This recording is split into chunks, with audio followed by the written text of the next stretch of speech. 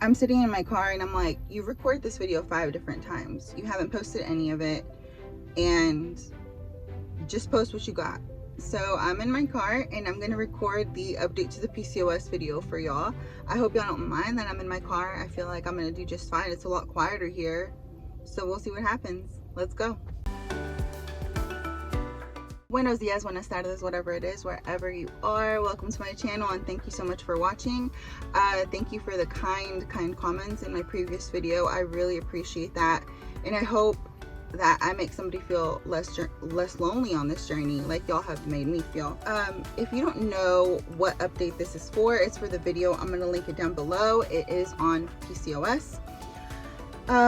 So PCOS is polycystic ovarian syndrome, a hormonal imbalance that affects 1 in 10 women, and many people don't really find it to be a problem until they do start trying to have children and they have fertility issues. Disclaimer, you should always consult your doctor. I have years of experience dealing with this in my own body, and I know how my body reacts, but everybody's body is different, and you should definitely consult your doctor prior to starting any supplements. So what we're going to go over today is the Ovasitol update from my previous video. I'm going to be answering some questions on inositol. I'm going to share with y'all, like down to the day, how many days it took to get each period. I'm going to give you an update on the whole balance issue that happened in my last video. I'm going to let you know how I track my period. And last but most exciting, I'm going to be adding a new supplement to my diet. Now that I have a baseline of what Ovasitol does, I can add something else and see if there's any changes. Okay, let's get into the update and some questions on Ovasitol. Update, I've gotten my period. I've gotten it pretty consistently. I will share with y'all down to the day how long it took me to get my period the first time, as well as periods after that, here in just a moment. Questions. Did Ovasitol work? Yes, it did work. I take the Ovasitol packets, which come in this bag. This is a 90-day supply. There's a lot in here.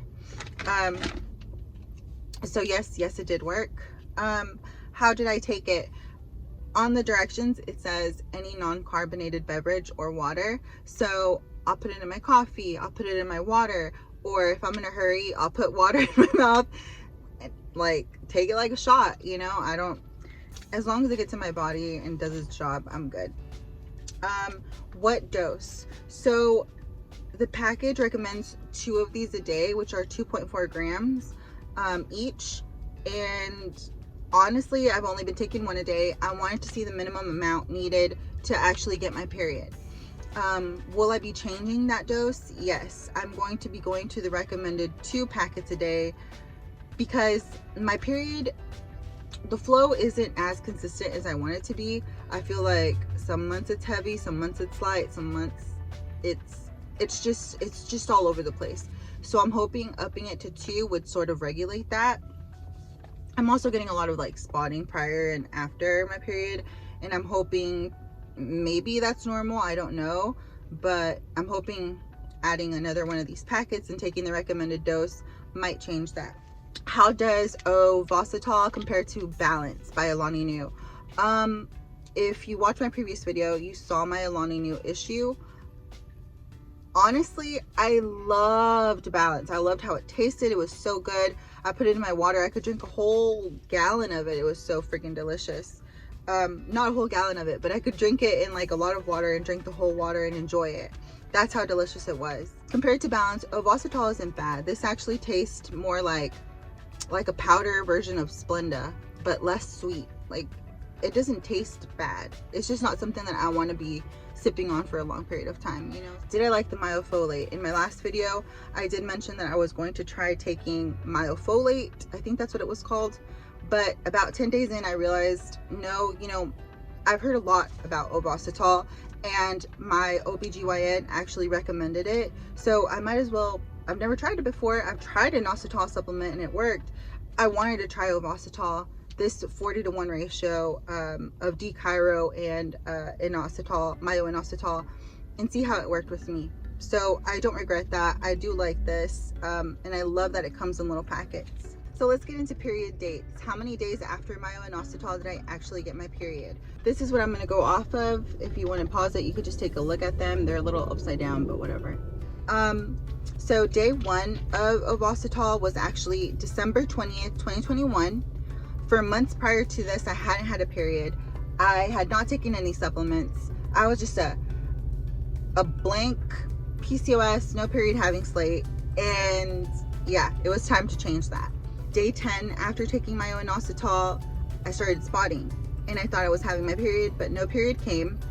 January, I had no period, just the spotting. And then finally in February, on day 46, after starting Ovasitol, I finally started spotting and got my period. I just realized I put 21 on all of these. So if y'all just screenshotted that, please note that this is for this year, 2022, not last year. There was no spotting in March. I sort of just started my period, which is what I assumed is normal. I'm not sure. Hopefully changing my dose will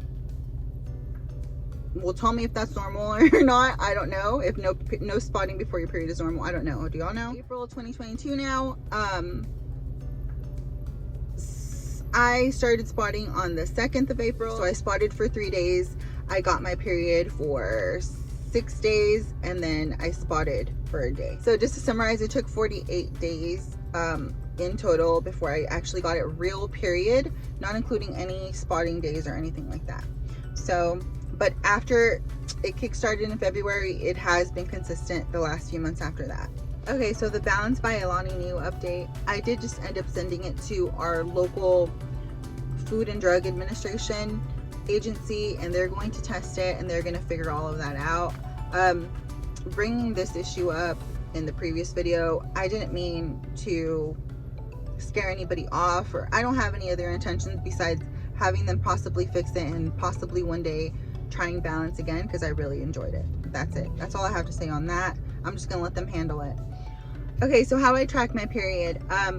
Really quick, let's see, how do I summarize this? So my period tracking has actually been evolving. I used to use apps, but they were hard to, there was no good way for me to print them out without them coming out all confusing. They look like Excel spreadsheets. They don't show every single symptom that I've noted in the app.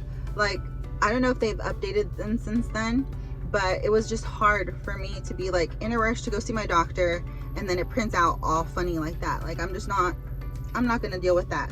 So I've been tracking my own period on my calendar on my phone. I put the color and flow, any weird mental physical symptoms, and then I'll just transfer it to a mini agenda book right before I go see my doctor. I update my little agenda book maybe once a month. That way I could just flip through it with her and we can talk about it together on like a physical book. It's just so much easier. So before I tell y'all really exciting news about a new supplement that I'm gonna start taking, I did want to mention something about progesterone versus birth control versus this supplement right here. So progesterone was, all of these supplements I've taken trying to get my period. Ovasitol has been the best and least problematic so far. In fact, I haven't had any problems with Ovasitol. Birth control, sure, it worked, but it masked my symptoms. I'm very sensitive to any kind of medicine, so I would get major mood swings. I tried different types of birth control, and on top of that, you can't get pregnant. So it only fixes your symptoms while you're taking it, but it's sort of like putting a band-aid on something that's gonna break later. And then I tried progesterone. Progesterone, I didn't take it like birth control. Birth control was every day. Progesterone, I would take maybe 5 to 10 days a month, and then I would get my period and just redo it the next month. Same thing though, I would get major mood swings, bloating. I was so miserable on it. I had major migraines. I did not like it at all. And of course you cannot get pregnant on that either. What I love about this supplement is that it gets me my periods, but I feel like my body is choosing itself when it's ready to have the period and regulating itself, and it's not being told by a pill what to do, you know. And not that there's anything wrong with that, but for me personally, that's not the journey that I wanted to be on. So this is the part of the video I'm so excited to share with y'all. I will be incorporating a new supplement, and it will sort of substitute what metformin would do in the body, which I'll get into in a minute. And also, I have an idea for a future video that I want to do, definitely. So I've had trouble with sugar cravings since I hit puberty, since this whole hormonal thing started. And it's not like I see candy, I want it. It's like, I see that bar and I'm gonna get it, and you better get out of my way. Like, it's bad. Those sugar cravings are so bad. I realized it was because my blood sugar was spiking, dropping, spiking, dropping. And it's all a part of my insulin resistance with PCOS. So it was funny then, right? But as you become an adult and your metabolism slows, along with these sugar cravings, along with lack of discipline, because they're so insane and you're having all these health issues with PCOS, you start gaining weight. And then once you come to a place where you're so obese that it causes health problems, it leads to things like high cholesterol, like pre-diabetic, like infertility. It has a lot of different things that can happen if you get to a weight where it affects your health like that. So I was at that point maybe a year and a half ago, and I lost maybe 30 to 40 pounds. And then I gained them right back because I was going through something mental. It's just been a journey up and down, right? And now that I know that I've done it before, I know I can do it again. But I didn't have any help before with my sugar cravings. And I found a supplement that I hope is going to help. And it is called Berberine. So what Berberine is supposed to do is it aids in lipid metabolism. So it's supposed to help how your body processes the sugar in your blood, and it works in the same way that metformin does. Definitely talk to your doctor before you take this, just like you would if you were taking something like metformin. But it is derived from the root of a plant, the root of a few different plants actually. It just depends where you source it from. But I'm hoping that this works with my sugar cravings, on top of eating before I'm even hungry, right? Because it's like, I'm not hungry at all, I'm not hungry at all, whoosh, I want food now. Like, that's how quickly it happens for me. So I'm going to incorporate those two things and give you all an update in my next video on that. And also, I'm going to start taking pictures, taking measurements, taking all of that to share with y'all about my weight, hopefully. So I understand that this is a lot, you know, if you have recently been diagnosed. I'm so sorry, and at the same time I'm so happy that you got answers to, oh my gosh, why do I always cry? If you recently got diagnosed, I am so sorry, and I'm so happy that you finally got answers to something that has been, you know, bothering you in this deep rooted way. And I hope you got something out of this video. If you have any information or any thoughts on anything, please share it down below. I read every single comment, and I really appreciate you being here, and I hope to see you in the next video. Thanks for watching. Adios.